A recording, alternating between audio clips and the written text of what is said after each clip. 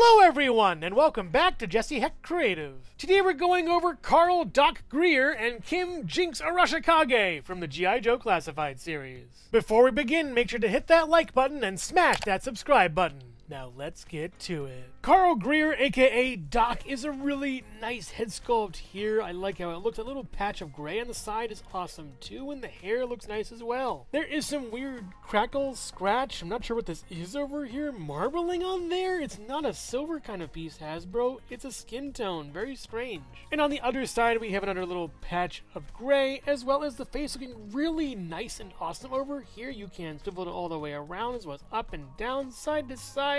Nice head sculpt.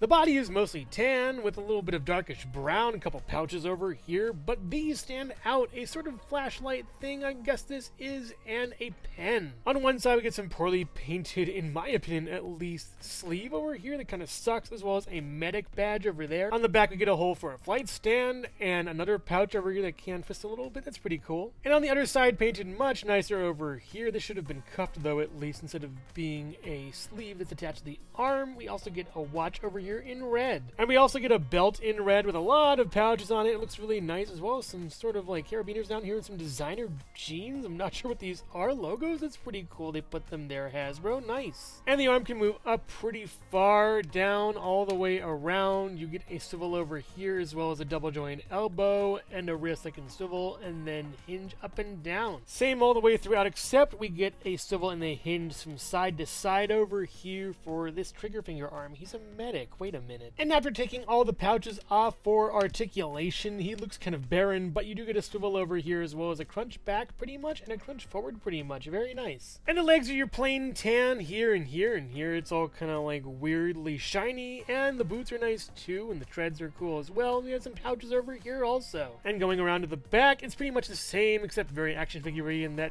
butt's kind of funny with those designer jeans. I'm not sure. Designer pants, whatever they're called, cargos. And the legs can go down, drop, hip, and then out pretty far, and then back pretty far as well, and then all the way back over here nicely with a down, as well as a swivel up here. No swivel down here, kind of. Actually, a swivel of the boot. It's pretty nice, and then down, and then up, very stiff, and then a little bit of pivot over here. This cuff is bothering that, and two big holes up on the feet. I like how alternatingly simple Doc is, as well as complex he is. Let's check out those accessories. He comes with translucent sunglasses that don't go far enough to really fit his ears. It's kind of a shame, but they do look nice from the front, as well as a chin strap helmet that looks very nice on him. I'm not sure what these things are. Pill bottles up here. Either way, it looks very nice. I'm not sure if you can put the shades in here though. You kind of can, and it looks good, but it really kind of messes up at the sides, not even going over the ears at all. He also comes with a medical and fire kit you can peg onto his stomach, so that's pretty nice as well. And he has a holster too that fits on here, but he's a medic. What does he need for a weapon? He does come with two weapons, a flare gun on one hand and the taser in the other. They both look really nice as well. The flare gun is really nicely painted too, with a hole for an effect also. The flare gun I understand for help, but the taser is kind of weird. Maybe it's like a clear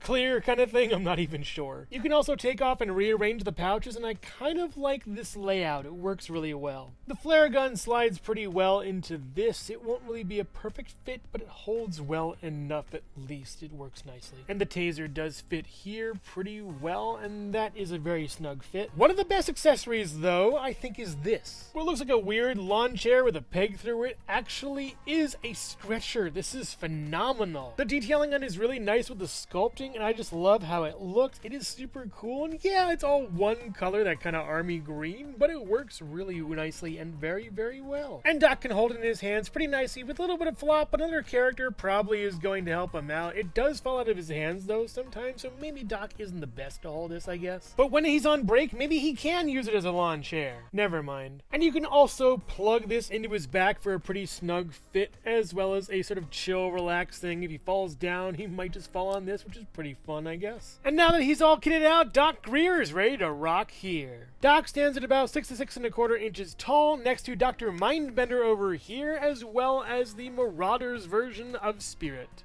Hello everyone, and thank you so much for watching so far. Make sure to click like, subscribe, share, leave a comment, and hit the bell icon for more creativity. Now let's get back to it.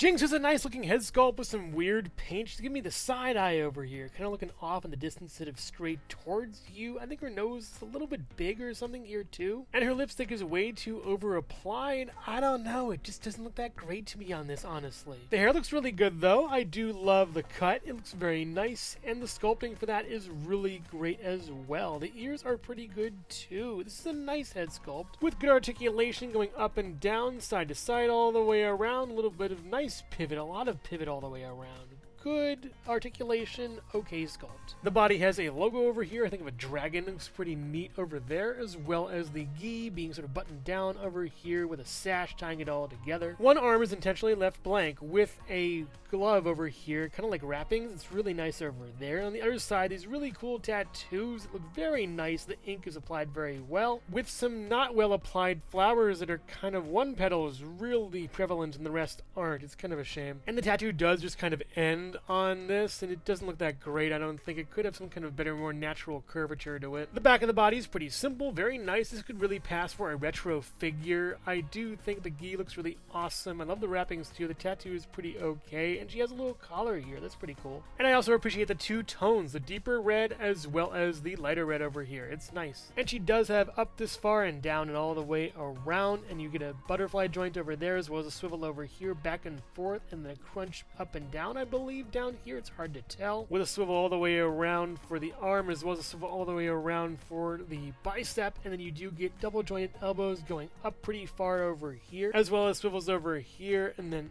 up and down, throwing star, and I guess whether this is punching hand, it would have been better if it was knocking up and down. The other side having the exact same articulation. And the legs have a really nice look to them. I love this kind of gi look with the baggy kind of pants as well as ruffling down over here. All the little ruffles of the clothing are really nicely detailed too. How everything catches and moves with the little straps over here as well as up here with that double tone as well. It's all super nicely done. That pull down here is really nice too. I like it a lot. And she does have drop down hips going down a little bit, not a little bit that much on this one, but more on this one. You do go up pretty far and then back pretty far. You get the splits as well. Very nice for that over here. With a swivel up here up top. It does break up the paint though. That's kind of sad. And you do get a swivel down here as well with a down and then up and a pivot with two bagels upon the feet. And the knee going back goes pretty okay. It does bunch up though over here, sadly. Not that great in my opinion. Jinx looks way nicer in concept and execution. I really love the sculpting,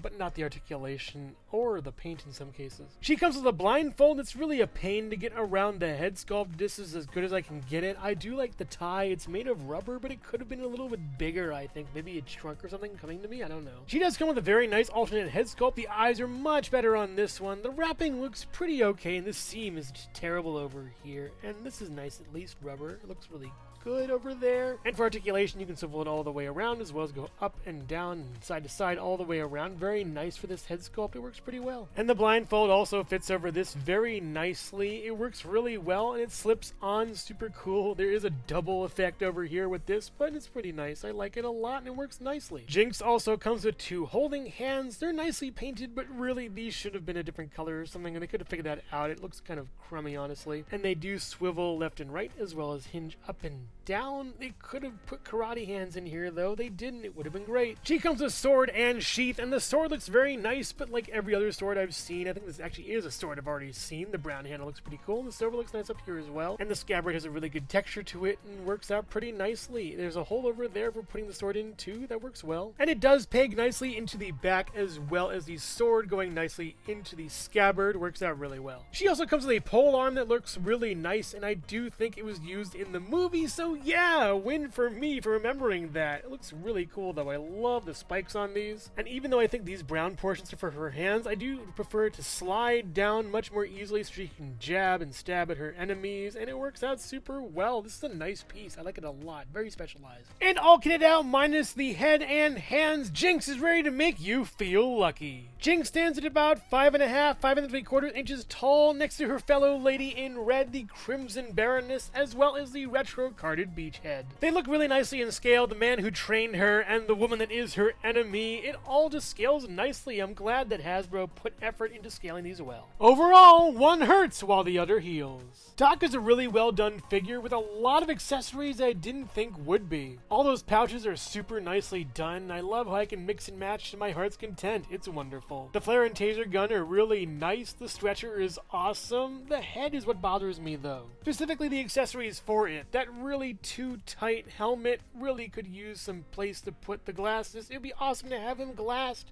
and helmeted. And Jinx is an awesome figure. I really like the vibrant red for her. It looks super awesome, as well as the accessories are really cool. I just wish she came with karate chop hands. And while it is probably a QC issue, I think the head I got is a little side-eyed, so that's kind of a shame. I do prefer the mask head though. It works awesomely. And the blindfold could be a touch bigger to fit over both the heads, which actually would fix the side-eye problem. That's pretty cool. If you're a fan of G.I. Joe, Doctors, or Ninjas, then you'll love these figures. They're pretty awesome. I would recommend both, although I do think they could have been worked on a little bit more to make them perfect. They're really close to it. But make no mistake, you won't have enough time to call a doctor when a ninja's attacking you. So which figure here is your favorite, Doc or Jinx? Let me know in the comments below. Thank you so much for watching Jesse Hecht Creative. Make sure to click like, subscribe, share, and leave a comment. You can also visit us at jessehechtcreative.com for more reviews like this one. Thank you so much for watching, and keep being creative. Stay tuned.